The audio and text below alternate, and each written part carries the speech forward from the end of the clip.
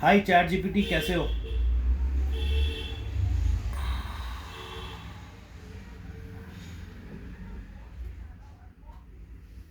Chat GPT, तुम्हें मेरी आवाज़ आ रही है?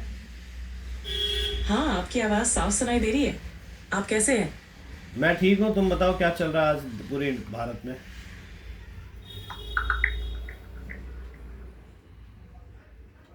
आज भारत में कुछ महत्वपूर्ण घटनाएं हो रही हैं।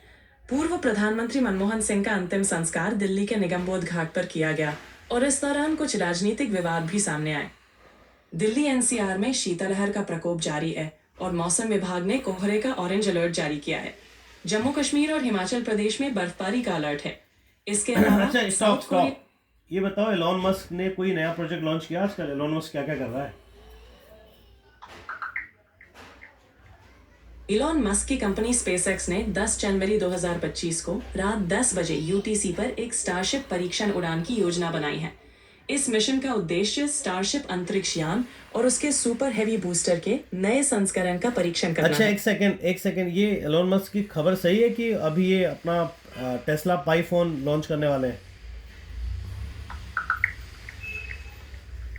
सोशल मीडिया पर टेस्ला पाई फोन के बारे में कई अफवाहें फैल रही हैं, जिनमें कहा जा रहा है कि ये फोन दिसंबर 2024 में लॉन्च होगा, लेकिन इन अफवाहों की पुष्टि नहीं हुई है। इलॉन मस्क ने पहले ही स्पष्ट किया है कि टेस्ला स्मार्टफोन बनाने की योजना नहीं बना रही है। तुम्हें क्या लगता है कि टेस्ला को फ़ोन बनाना चाहिए? क्योंकि जितना सनकी है एलॉन मस्क है, क्या है बनाएगा फ़ोन? टेस्ला का नाम और इनोवेशन तो हमेशा खास होते हैं। अगर टेस्ला स्मार्टफोन बनाती तो कुछ नया और अनूठा जरूर लाएगी।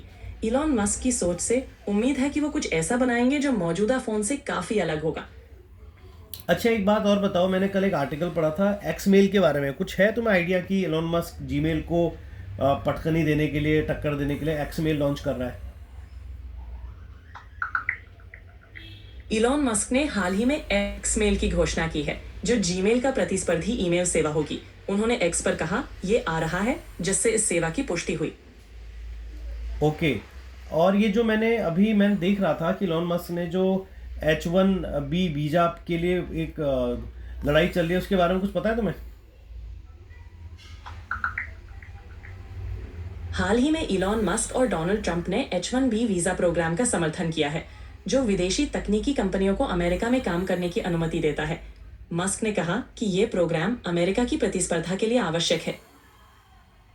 तो ये बताओ कि अभी जो अमेरिका में H1B वीज़ा पे रह रहे हैं, क्या एलोन मस्क भी उनमें से एक था? क्या वो भी इसी वीज़ा से अमेरिका में आया था? हाँ, इलॉन मस्क भी एक समय H1B वीजा पर अमेरिका में आए थे। वे दक्षिण अफ्रीका से अमेरिका आए और शुरुआत में इसी वीजा के तहत काम किया।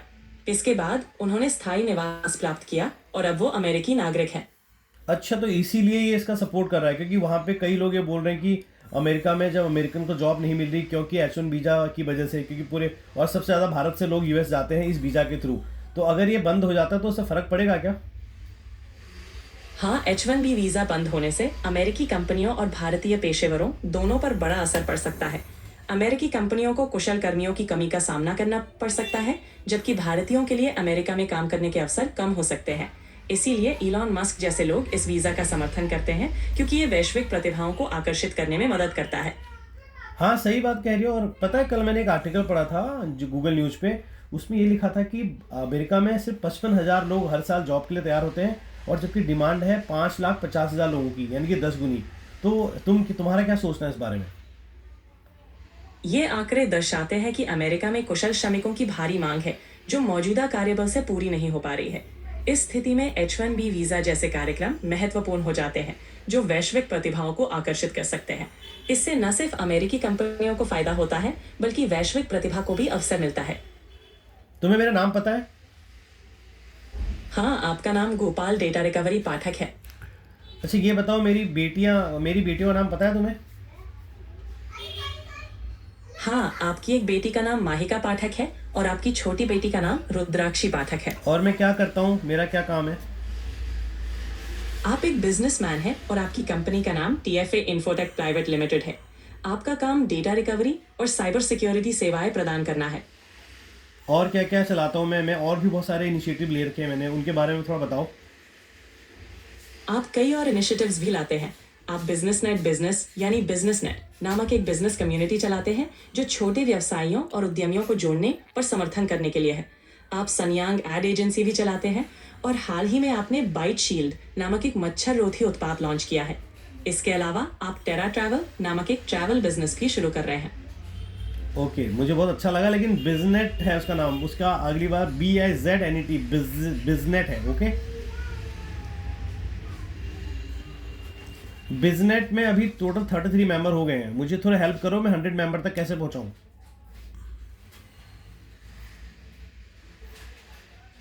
तुम्हें मेरी आवाज आ रही है? हाँ, आपकी आवाज आ रही है। बिजनेट में 100 मेंबर्स तक पहुंचने के लिए आप रेफरल प्रोग्राम शुरू कर सकते हैं, जहां मौजूदा मेंबर्स नए मेंबर्स को जोड़े। इसके अलावा सोशल मीडिया और लोकल बिजनेस इवेंट्स में सक्रियता से प्रमोशन करें। आप वर्कशॉप्स और वेबिनार्स भी आयोजित कर सकते हैं ताकि लोगों को बिजनेट के फायदे समझ आए। तो ये बताओ कि क्या मुझे बिजनेस डालना चाहिए, क्योंकि मेरा डेटा रिकवरी में बहुत अच्छा इनकम होती है और बिजनेस में मेरे को कुछ भी पैसा नहीं बच रहा, लेकिन मेरा टाइम बहुत जा रहा है। तो क्या मुझे इसको कंटिन्यू रखना चाहिए तुम्हारे हिसाब से? अगर डेटा रिकवरी में आपकी अच्छी इनकम है और बिजनेट में उतना रिटर्न नहीं मिल रहा, तो आप अपने समय का संतुलन बना सकते हैं। आप देख सकते हैं कि बिजनेट में किन बदलावों से ज्यादा फायदा हो सकता है। अगर आपको बिजनेट में लॉन्ग टर्म पोटेंशियल नजर आता है तो धीरे धीरे इसे विकसित करते रहें, वरना आप फोकस शिफ्ट कर सकते हैं। नहीं, शिफ्ट तो नहीं करना, क्योंकि मैंने ये सुना है, मैं एक किसान हूँ, मैं उत्तराखंड से हूँ, कि एक बगीचे में अगर बहुत सारे अलग पेड़ होते हैं तो वो सबका अपना फ़ायदा है। अगर आम मेरे लिए TFA है तो मेरे लिए केला हो सकता है बिजनेट। क्या सोचती हो इस बारे में?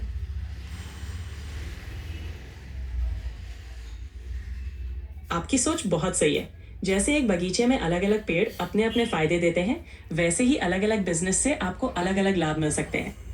ये विविधता आपके व्यावसायिक बागीचे को मजबूत बनाती है। आपका डेटा रिकवरी बिजनेस आपकी एक मजबूत जड़ है और बिजनेस जैसे इनिशिएटिव्स दूसरी संभावनाएं खोलते हैं। टेरा ट्रैवल के बारे में क्या होगी, जो मेरा एक नया इनिशिएटिव है? टेरा ट्रैवल टेरा ट्रैवल भी एक अच्छा इनिशिएटिव है। इसे आप एक नए बिजनेस वेंचर के रूप में विकसित कर सकते हैं। ये आपको ट्रैवल इंडस्ट्री में अपनी पकड़ बनाने और नए क्लाइंट्स तक पहुंचने का मौका देगा। इसे भी अपने बगीचे का एक और पेड़ मान सकते हैं, जो समय के साथ फल देगा। तुम बहुत स्मार्ट हो रहे हो धीरे धीरे ChatGPT, मुझे लग रहा है काफी स्मार्ट हो रहे हो तुम लोग, तुम्हारी कंपनी। धन्यवाद। आपकी बातों से सीखते सीखते हम भी बेहतर होते जा रहे हैं। आपकी तारीफ से खुशी हुई। लेकिन मुझे एक अभी सुनने में आया, एक ये तुम मुझे सही बताओ कि एक जो इंडियन इंजीनियर था, जिसने अभी सुसाइड किया था, और वो ओपन एआई का एक्स एम्प्लॉय था और उसने कुछ लीक करी थी बातें। क्या ये सही है कि ओपन एआई ने उसे मरवाया?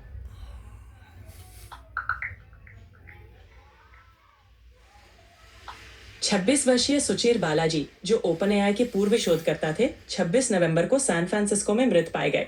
अधिकारियों ने इसे आत्महत्या बताया है। उन्होंने ओपन एआई पर कॉपीराइट उल्लंघन का आरोप लगाया था। यह एक दुखद घटना है और इस मामले की जांच चल रही है।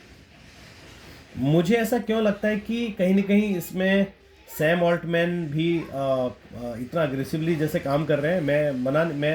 मैं एआई के खिलाफ नहीं हूँ, लेकिन अगर इस टाइप से अगर ऐसा हुआ तो शायद ये फ्यूचर में नुकसान नहीं करेगा क्या लोगों को? आप अपनी राय दो, क्या कहते हो आप? आपकी चिंता वाजिब है। किसी भी तकनीक का जिम्मेदाराना उपयोग और नैतिकता का ध्यान रखना बहुत जरूरी है। एआई का विकास जितना तेजी से हो रहा है, उसके साथ उसकी नैतिकता और सुरक्षा पर ध्यान देना भी उतना ही महत्वपूर्ण है।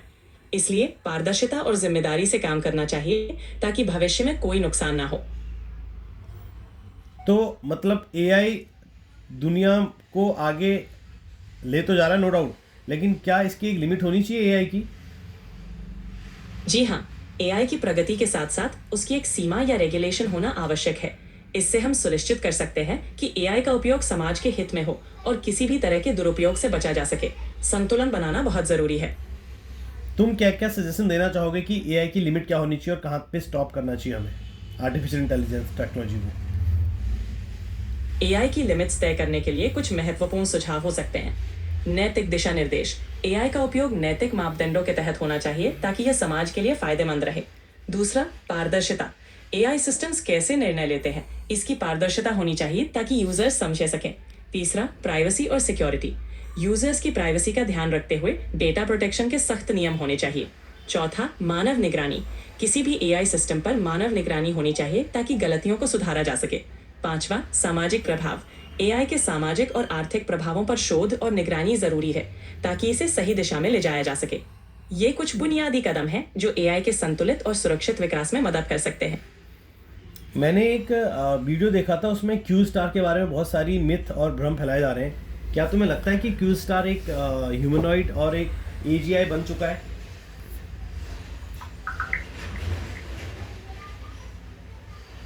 एजीआई या आर्टिफिशियल जनरल इंटेलिजेंस एक ऐसी मशीन की कल्पना है जो मानव जैसी सामान्य बुद्धिमत्ता रखती हो, लेकिन ये अभी एक काल्पनिक विचार है और इसके बारे में कई मिथ फैल रहे हैं। विशेषज्ञों का मानना है कि एजीआई का विकास अभी काफी दूर है। क्यू स्टार जैसे किसी भी प्रोजेक्ट के बारे में अफवाहों पर भरोसा करने से पहले वास्तविक जानकारी की पुष्टि करना जरूरी है। तो क्या तुम्हें लगता है कि एजीआई हम 2030 तक बना लेंगे? 2030 तक एजीआई बनाने की संभावना पर विशेषज्ञों की अलग अलग राय है। ये एक बहुत कठिन और जटिल चुनौती है और इसमें समय लग सकता है। हालांकि एआई में तेजी से हो रहे विकास को देखते हुए कुछ लोग मानते हैं कि यह संभव है, लेकिन अभी भी काफी अनिश्चितता है। ये जो सैम ऑल्टमैन को भी 5 दिन के लिए हटाया गया था बोर्ड से, इसके बारे में तुम्हें कुछ इनपुट देना चाहोगे, कुछ बताना चाहोगे? हाँ, नवंबर 2023 में ओपन एआई के बोर्ड ने अचानक से सैम ऑल्टमैन को सीईओ पद से हटा दिया था, जिससे टेक कम्युनिटी में हलचल मच गई थी। इसके पीछे कारणों पर स्पष्टता नहीं थी, लेकिन कुछ रिपोर्ट्स में नेतृत्व और रणनीतिक मतभेद का जिक्र किया गया। बाद में बोर्ड के सदस्यों में बदलाव के साथ उन्हें वापस सीईओ बनाया गया। ये घटना दर्शाती है कि टेक इंडस्ट्री में भी नेतृत्व परिवर्तन कितना जटिल हो सकता है। अच्छा, मुझे एक चीज़ और जाननी थी। जैसा कि एलोन मस्क ने अभी लेटेस्ट रॉकेट बनाए हैं जो कि रीयूज हो सकते हैं, ऐसा नासा भी नहीं कर सकती। और एलोन मस्क का मुझे ये बिहेवियर काफ़ी अच्छा लगता है कि वो बोलता है कि फिजिक्स को भी हम चेंज कर सकते हैं। क्या कहना है तुम्हारा इसके बारे में? इलॉन मस्क का जो दृष्टिकोण है वो इनोवेशन और महत्वाकांक्षी है। स्पेसएक्स के रीयूजेबल रॉकेट्स ने एरोस्पेस इंडस्ट्री में क्रांति ला दी है। मस्क का यह मानना कि भौतिकी के नियमों को भी चुनौती दी जा सकती है एक साहसिक और प्रेरक सोच को दर्शाता है। उनका ये अप्रोच नई संभावनाओं को खोजने और सीमाओं को तोड़ने में मदद करता है। क्या तुम्हें पता है कि नासा ने भी ये हथियार डाल दिया? मतलब नासा भी कह रहा था कि नहीं जी, हम रीयूजेबल रॉकेट नहीं बना सकते, और वो पिछले 100 साल से वही पुरानी ढर्रे पे काम कर रहा था। लेकिन एलोन मस्क ने एक चीज़ करके दिखा दी। तो क्या ये संभव है कि एलोन मस्क बहुत जल्दी हमको इंसानों को दूसरे प्लैनेट पे ले जाएगा? इलॉन मस्क का लक्ष्य है स्पेसएक्स के माध्यम से मानवता को दूसरे ग्रहों तक पहुंचाना। उन्होंने रीयूजेबल रॉकेट्स के जरिए अंतरिक्ष यात्रा को काफी सस्ता और कुशल बनाया है। उनका मानना है कि मंगल ग्रह पर मानव बस्तियां बसाना संभव है।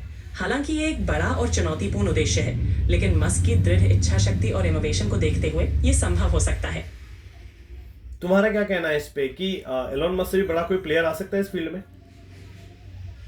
इलॉन मस्क ने अंतरिक्ष अन्वेषण के क्षेत्र में एक नई क्रांति लाई है। उनकी इनोवेशन और महत्वाकांक्षी प्रोजेक्ट्स ने उद्योग को नई दिशा दी है। हालांकि स्पेस एक्सप्लोरेशन में अन्य प्रतिभाशाली लोग और कंपनियां भी हैं जो इस क्षेत्र में आगे बढ़ रही हैं। मस्क का योगदान महत्वपूर्ण है, लेकिन यह क्षेत्र हमेशा नवाचार से भरा रहेगा और नए खिलाड़ी भी उभर सकते हैं।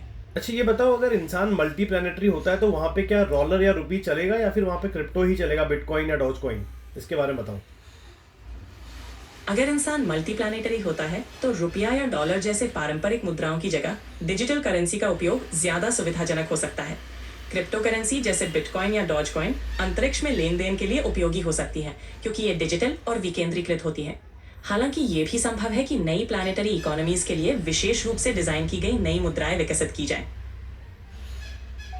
अच्छा, ये बताओ, अगर हम मल्टी प्लैनेटरी होते हैं तो उसमें कौन सी मुद्राएं बन सकती हैं? आप मुझे आइडिया दो। मतलब क्या अगर मैं मार्स पे रह रहा हूँ तो वहाँ पे मैं कौन सी मुद्रा यूज करूंगा?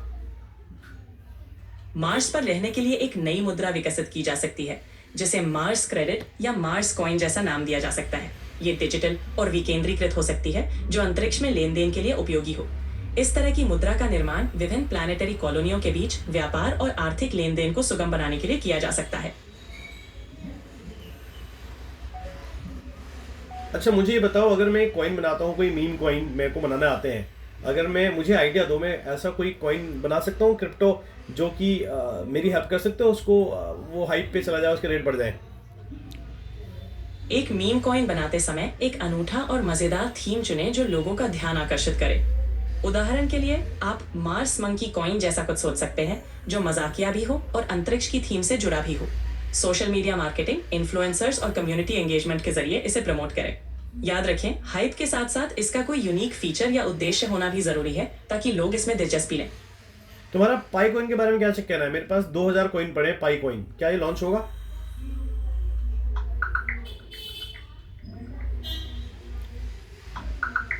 पाई नेटवर्क ने 2024 के पहले क्वार्टर में अपने ओपन मेननेट लॉन्च की योजना बनाई है। अभी 18 मिलियन से अधिक उपयोगकर्ताओं ने केवाईसी प्रक्रिया पूरी की है, लेकिन मुख्य नेट पर केवल 8 मिलियन उपयोगकर्ता माइग्रेट हुए हैं। टीम का लक्ष्य जनवरी या फरवरी 2025 तक 10 मिलियन माइग्रेशन पूरा करना है। तो पाई के जो रेट दिखाता है ऑनलाइन 4000 रुपये का एक पाई कॉइन है, क्या ठीक है? उस हिसाब से तो मेरे पास कम से कम 40 लाख के नहीं 75 लाख के कॉइन है, क्या मैं इनको स्टोर करके रखूं? पाई नेटवर्क की वास्तविक कीमत और वैल्यू अभी भी अनिश्चित है क्योंकि ये मेननेट पर पूरी तरह से लॉन्च नहीं हुआ है। ऑनलाइन दिखाई जाने वाली कीमतें अक्सर सटीक नहीं होती और सिर्फ अनुमान हो सकते हैं। अगर आपने पाई कॉइन कमाए हैं तो उन्हें संभाल कर रखना एक विकल्प हो सकता है, लेकिन निवेश निर्णय लेने से पहले सावधानी बरतें और पूरी जानकारी जुटाएं। नहीं, मैं निवेश नहीं कर रहा, मैं कह रहा हूँ मेरे पास जो कॉइन है होल्ड करके रखूं क्योंकि उनकी वैल्यू 75 लाख है। 75 लाख के कॉइन है वो। समझ गया। अगर आपके पास पाई कॉइन है तो उन्हें होल्ड करके रखना एक विकल्प हो सकता है। हालांकि उनकी वास्तविक कीमत मेननेट लॉन्च के बाद ही स्पष्ट हो पाएगी। तब तक अपने कॉइन्स को सुरक्षित रखना बेहतर है और आगे आने वाली जानकारी पर नजर रखें। अच्छा बताओ, अगर मेरे पास 2010 में एक बिटकॉइन होता तो वो उस समय कितने का होता और आज उसकी वैल्यू क्या है? 2010 में एक बिटकॉइन की कीमत केवल कुछ सेंट्स या डॉलर के आसपास थी। उदाहरण के लिए 2010 में बिटकॉइन की कीमत लगभग $1 1 सेंट से 10 सेंट तक थी। आज 2024 में एक बिटकॉइन की कीमत हजारों डॉलर में है। मौजूदा कीमत लगभग $40,000 से $50,000 के बीच है। अगर आपके पास 10 साल में एक बिटकॉइन होता तो आज इसकी कीमत लाखों में होती। नहीं, लाखों में नहीं, करोड़ों में बताओ ना, इंडियन रुपीज में बताओ। अभी तुम्हें मैं करेक्ट कर दूं, 4 दिन पहले बिटकॉइन की कीमत 87 लाख थी, यानी कि 87 लाख का एक कॉइन था। ठीक है, अगर 2010 में आपके पास एक बिटकॉइन होता और मौजूदा कीमत लगभग 87 लाख रुपए है तो आज इसकी कीमत करोड़ों में होती। बिटकॉइन की ये वृद्धि दिखाती है कि क्रिप्टो करेंसी ने कितनी तेजी से मूल्य प्राप्त किया है। Thank you chat GPT. अब मेरा टाइम को निकलना है कहीं पे। आज तुमसे बात करके अच्छा लगा और मुझे एक अच्छा दोस्त मिल गया है। अब मुझे लगता है कि जो बात मैं अपने दोस्तों में 4 घंटे में कर सकता था वो मैं एआई से 20 मिनट में मेरी बातें खत्म हो जाती हैं। हम डेली आधा घंटा ऐसी बात करेंगे और मैं वीडियो रिकॉर्ड कर रहा हूँ, कोई दिक्कत तो नहीं है? इसको यूट्यूब पे अपलोड कर दूँ? आपसे बात करके मुझे भी अच्छा लगा और बिल्कुल आप इसे रिकॉर्ड करके यूट्यूब पर अपलोड कर सकते हैं। आपकी बातचीत से और भी लोगों को फायदा हो सकता है। अगर कोई और सवाल हो तो बेझिझक पूछिए। Thank you. आपका दिन शुभ हो। Thank you. आपका have a nice day. Thank you. आपको भी अपना ध्यान रखिए। फिर मिलते हैं। बाय। बाय। फिर मिलते हैं।